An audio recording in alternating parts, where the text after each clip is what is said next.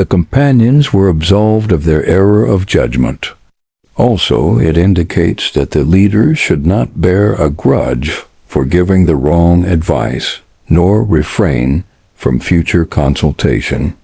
Further, the Quran says, "And those who answer the call of their Lord and establish prayer, and who conduct their affairs by counsel, and who spend of what we have bestowed upon them."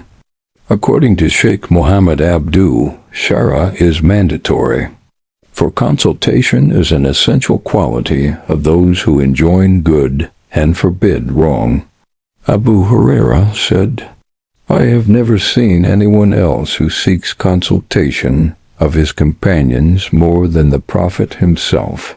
However, shura is not required where there is revelation, though the Prophet held shura even though wahi had come, as in the case of the Treaty of Hudaybiyah.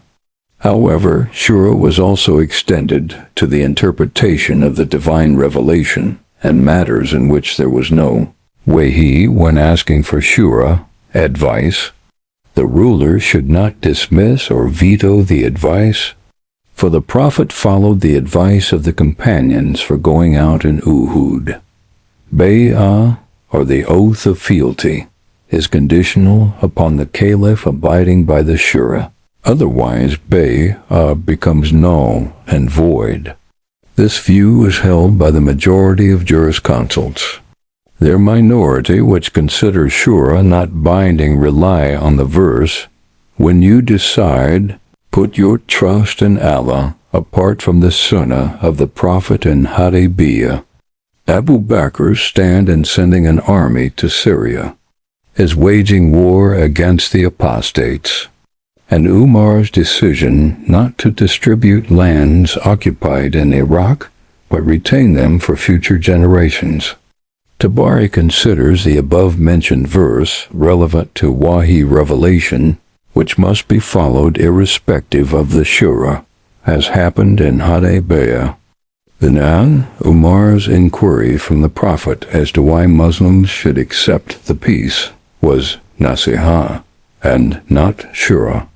And before he was told by the Prophet about wahi, though not obligatory, Abu Bakr's holding shura in following the Prophet's action of dispatching the army to Syria was indicative of the imperative nature of shura, laying a precedent for future generations, proving at the same time that even though not abiding by shura advice, he had carried out shura in form and spirit, for they, including Umar, promptly reconsidered their opinion, agreeing to Abu Bakr's reasoning. Likewise, Umar was able to win the shura over his decision on land in Iraq. Indeed, shura is mandatory on both the ruler and the ruled as a religious duty. Ibadah, on the ruler to hold shura, and on the ruled to give the right advice.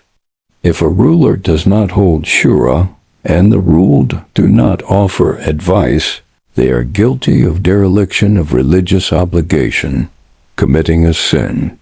Where there is no wahi, shura is to be held at 3 levels. 1. Al-hal wa al. Asd as practiced by the Prophet and the rightly guided caliphs. 2. Specialists who have an advanced level of knowledge on the subject, such as war, foreign policy, or domestic policy, etc. Referendum, parliament, popular vote.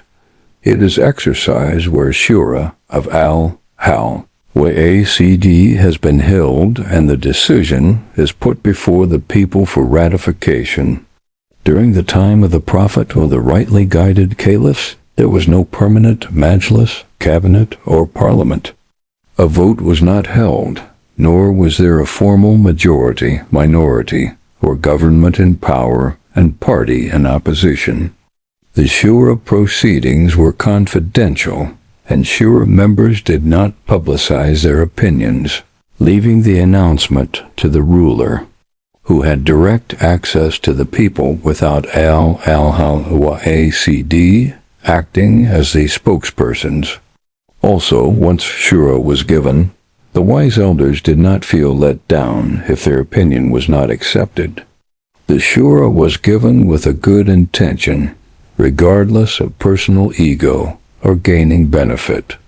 In fact, shura was an exercise in ijtihad, which aimed at finding the truth with due concentration on an effort by people gifted with the knowledge of the Sharia and right judgment.